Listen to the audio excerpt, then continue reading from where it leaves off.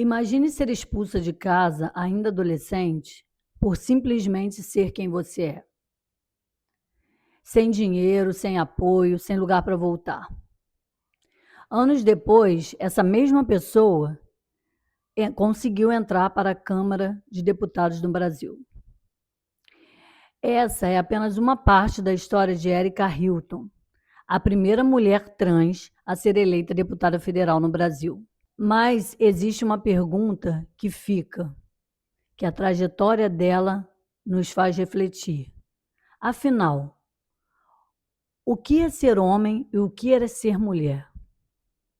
Há anos atrás, há décadas atrás, Simone de Beauvoir já declarou: não se nasce mulher, torna-se mulher. Para entender um pouquinho sobre gênero, a gente tem que sair da política e entrar na filosofia. Então, pode ser chegar, tire os seus sapatos, porque aqui é um local de acolhimento.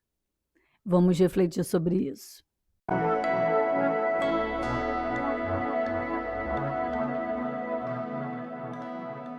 A trajetória de Erika Hilton é marcada por rupturas.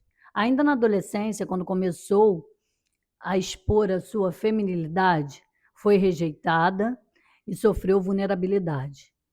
Como a grande maioria das pessoas trans no Brasil, ela enfrentou uma vida muito dura.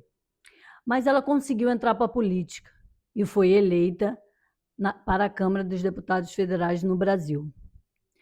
Independentemente de qualquer posição política, uma figura como Erika Hilton, dentro do Congresso Nacional, nos revela o seguinte: as categorias de gênero no Brasil estão sendo questionadas publicamente.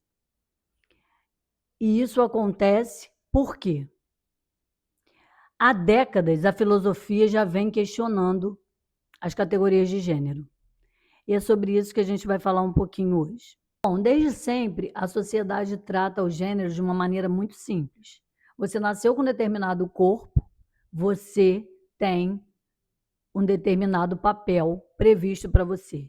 Papel esse que é imposto. Mas uma filósofa chamada Judith Butler, em 1990, escreveu um livro onde ela questiona, dizendo que nós não nascemos com aquele determinado papel. Pelo contrário, esse papel que nos cabe, ele é ensinado repetidamente, através de gestos, linguagens, comportamento, roupas, e essa repetição é que leva a gente a se comportar mais tarde como homem ou como mulher. Essa é a teoria da performatividade de gênero. Então, se você educa uma pessoa repetindo gestos masculinos, obviamente aquela pessoa vai absorver esse tipo de comportamento. Se você repetidamente educa uma pessoa com gestos femininos, ela obviamente vai absorver aquele tipo de comportamento. Na verdade, o que a gente desempenha são performances sociais. E nossa sociedade criou dois papéis, o homem e a mulher.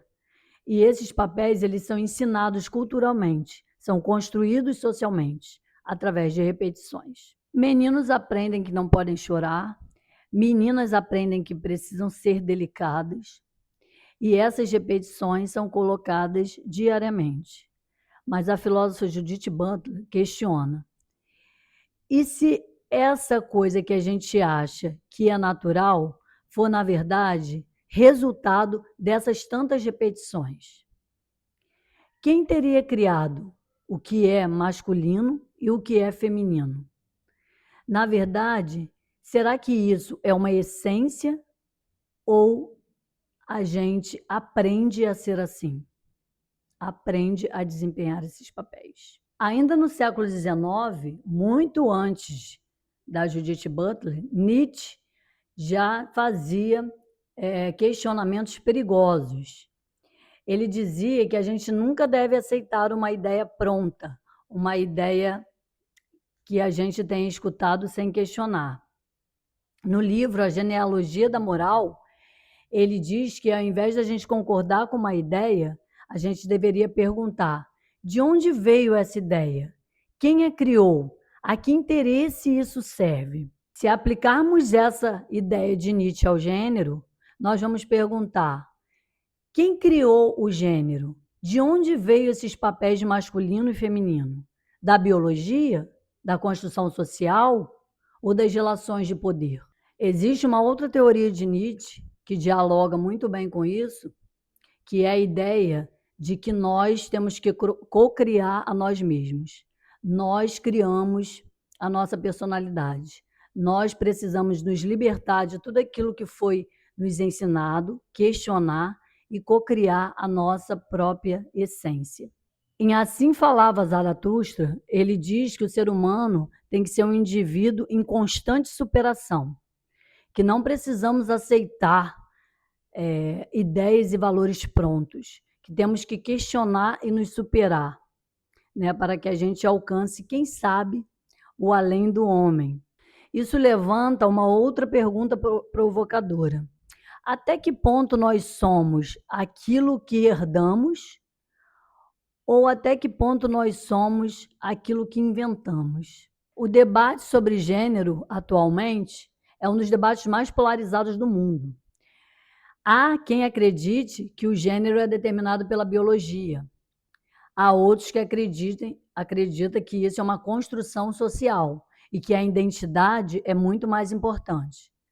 A filosofia, ela não vai vir trazer respostas prontas, mas ela levanta esse debate para que a gente tente chegar a um consenso ou para que a gente tente lidar ou aprender a lidar com a diversidade que existe no mundo.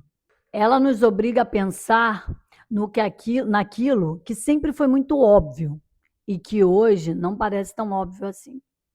O que define quem somos? O corpo? A cultura? Ou a capacidade de nos reinventarmos? Nós não temos essa resposta hoje, mas isso nos leva a compreender que nós somos muito mais complexos do que as categorias de gênero podem traduzir. Se você gostou dessa reflexão, já curte esse vídeo, compartilha, me segue aqui no canal, porque mais reflexões virão. Um beijo no coração.